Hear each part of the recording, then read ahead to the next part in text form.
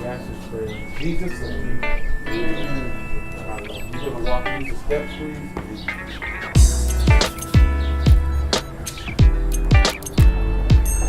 We don't even know. Let's warm. I don't want to get out.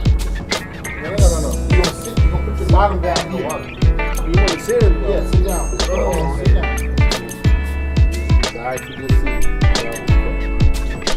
Alright, Robert, on the profession of your faith and the confidence we have in the written word of God, I indeed a great presence, baptized in you in the name of Jesus Christ for the remission of your sins.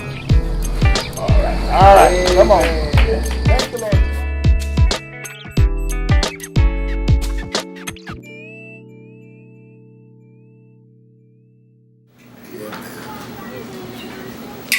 Yep. Woo! Man, John. It was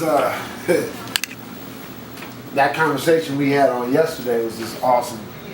It led me into my my message today about becoming all things to all men that I might win some. And so this morning I get up 6 o'clock. I know my pastor. I know he's gonna be like, jet lag, time zone, older man, 30 days in Atlanta. Yeah. I knew he was gonna be like, go ahead and preach today. Yeah. Oh, so you didn't even know? Nah. So when I got prepared yourself. Yeah. So when I got back to you, I was kind of like, yeah. Man, what, Lord? The Lord put a scripture on me this morning. Was Matthew about or Luke, when the Lord was talking to them about a servant being a servant.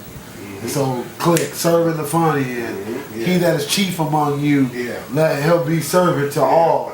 For the Lord came to be, give his life as a ransom for many, not to be preached to, but to be a servant or minister. So I just went through that and talked about, the statement. Me and Ian, we always watch Spider-Man. We would watch, that was his nickname for a long time, with Spider-Man. And how many sets of Spider-Man pajamas you go through, man?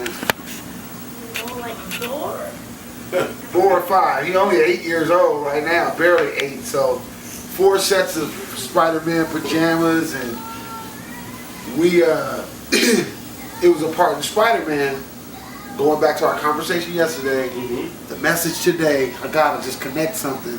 And the title of my message was, I was trying to send it to you, was, with great power comes great responsibility. Of course. Luke 12:48. And so, for to whom much is given, much is required. Yeah. Yeah. And so I preached that today with the thought of comedy, and you've been given this. There's a responsibility to make people laugh. Requirement, brother. But there's a requirement to preach the gospel as well. But it's so funny that he gave me everybody's disguises. Peter Parker's disguise is a photographer. Superman's disguise is a writer for the Daily Bugle. Everybody has these other things that they do, but they, you know what I mean? So I go, I guess now, here comes the other dilemma. Which one is your disguise? Are you disguised as a minister, but you're a comic? Right. Or are you disguised as a comic, but you're a minister? Depends on the day. Depends on the day or the night. So it goes back to, again now, but regardless, with great power, with great power comes great responsibility. Jesus himself, is he a carpenter? Exactly. Is he a cook? Exactly. Is he a fisherman? Exactly. He has. So who are you to think that you're only going to do one thing? You're only going to be a preacher, or you're only going to be a comic, or you're only going to be whatever, right? Yeah. It's So there's so many different things, man, that happened today where I was just kind of like, even in the message, trying to preach the message, and so many times taught in the ministry that the message is first for me. For you, receiving it And as I'm giving it out, it's like, and then again, saying I'll have no choice. You know, letting the church know I don't have a choice. I didn't choose to be in Bakersfield. If I had a choice, I'd be in Pasadena or Arizona or Phoenix, where I lived before when I was playing ball.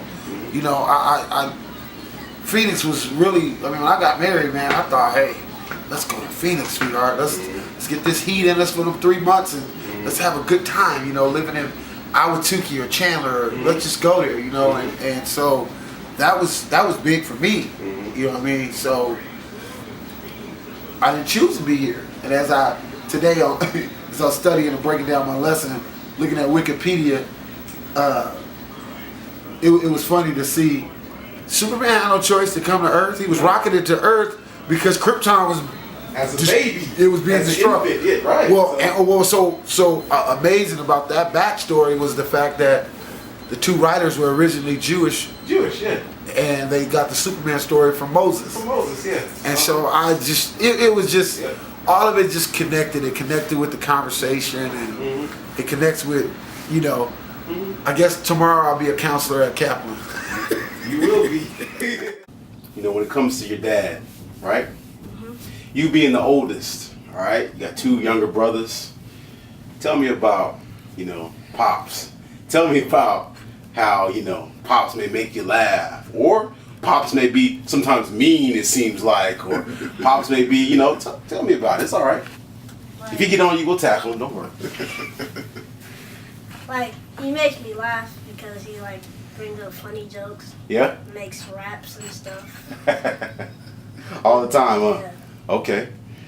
But he's a good dad, though, right? Yeah. Yeah. Takes care of business, right? Yeah. Do you get a chance to play, like, sports with him? Yeah. Yeah. Is he any good? He's all right? Yeah. All right. So do you think, out of you and your 2 younger brothers, do you think any one of them, if not yourself, would be a stand-up comedian or could be a preacher? Because it's all right. You want to be a doctor, you want to be a dentist. Up top for that, homie. That's good. That's good. But do you think any other 2 brothers could be a stand-up comic? Is it in them, or a preacher? What do you think? Ian may be one. Ian, huh? Your baby brother? Yeah. Talk about that. Talk about Ian. Yeah, I think he's pretty funny. Yeah? Like your dad? Yeah. Okay. That's good, man. That's good. Saw that YouTube video of him singing. Singing Justin Bieber of all. I'm the only brother from the hood that got a son singing a white pop star and who got hits on YouTube. I mean, I'm thinking, you know, I'm from South Central. Ian should be singing like Lil Wayne or Cube or something. Yeah, everybody's singing Justin Bieber. So how do you look at your dad? What do you see him as? Do you see him as a comic? Do you see him as a preacher? Do you see him as an athlete? Which one of those do you see him more as? Wow. I would have to say a sports person. Okay, so the athlete. Yeah. Okay. I thought I was at least a comic or at least a preacher. From the mouth of babes, right? There you go. It's too late for me to be an athlete. I'm out of shape. I don't have a 6-pack. I got a party ball. Yeah, it's a trip, man, because just having kids now, man. I look at my life and growing up in L.A. and then moving to Pasadena. And Pasadena is where it all really started for me, man. Just driving back through the neighborhoods and seeing people and visiting John Muir High, man. That's it, man. That's where the deacon became the deacon. Action.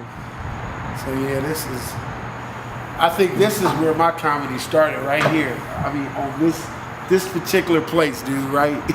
In this lunch quad, you know. I mean, this is where it was, man. I remember the first day of school, a dude named Kasim McCullough, man, bringing me right here because my dad had I had some kind of ultra perm put in my head thinking I was going to be cool the first day of school, and Kasim brought me right here and was like, hey, everybody, this is Dejon, new dude. And he said, I was like, look at him. And it was just a free-for-all bag on, but what everybody didn't know was, even though I was looking as crazy as I was looking, I could shoot, I could bag, I could do it with the best of them. And I just went down the line right here, man, this area of football players, and I was just eating them up, man, just one at a time. And so they start calling graduates and dudes, and it'd be like dudes coming up here that graduated 2 years ago, and some of the funniest dudes, man, from John Muir High had to be a dude named Kendall McFarland, Dwayne Gunnels, Keith Pittman, and we would just get in the area, and Nehemiah. We would get in this circle right here, man, and it'd just be like crazy bagging going on the whole lunch. Kasim would bring me right here, and he was like, yeah, this is him. And I'm like, and they laugh because my hair is like fried in my head, and I'm like, oh man, you know, but I didn't know I could bag with the best of them, man. So he was like, man, you better shut up. There was a dude right here with a big gigantic head named Moody Mashunga. I was like, Moody, who let this dolphin speak, man? I'm like, y'all got a talking dolphin at the high school? And I'm like, just going down the line, man. Nehemiah, Kendall McFarland, he got one side of his chest, lung was punctured. So I was like, you know, I'm bagging on him. I'm like, you still walking around here? Somebody get him a pump up the other side of his chest. I was just going crazy right here, going nuts, man. And then from that day on, man, for 2 years of high school, it was like, you know, I wasn't a deacon then. It was like the dude from LA, until, you know, my senior year, I became the deacon, the guy who went to church and came back, and I was like this weirdo, you know, because I was 1 minute talking about people, and now I'm carrying the Bible and talking about God. But something was crazy was I couldn't get away from the bagging because people knew me for that, and so they challenged me all the time, and it was like they knew how to get that nerd to where it was like, okay, all right, church or no church, dummy, I'm going after you. So that's what it was, man, right here. Cowboy people. What they call? Blackskins? Oh, Blackskins. And what are you, brother? All. You everything? You got mutts in the church? He just a mutt. I love him though. Some of the older sisters, I want you to laugh. I don't dislike anybody. One of the sisters looking like, I'm gonna talk to Arlene and Pastor Gomez about this. I see it on your face. It's just, somebody's gonna be in your office tomorrow. Now, Pastor, I don't think that was really spiritual to have the black guy doing the jokes, talking about everybody. God is not pleased. Is he pleased? Because she's looking right now like he's really not pleased.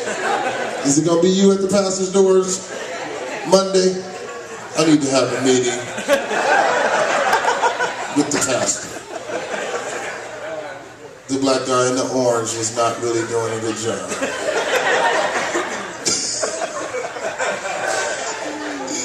We had those sisters at church, they just be super spiritual. Y'all got them super spiritual?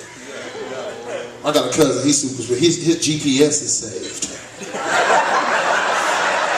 It preached directions. Go down here, turn a right. I'm like, man, is that your GPS? How's your GPS preaching? Turn left. Like one of my friends in the car, he's like, and don't let him in, he's not saved. So man, your GPS is possessed. You better get some insurance. They gonna pull you over. Like, man, this ain't right. Save GPS. You ought to see it. It be talking trash too. Police pulled us over, he's like, and don't get scared now. Now you wanna pray. Should have brought your license.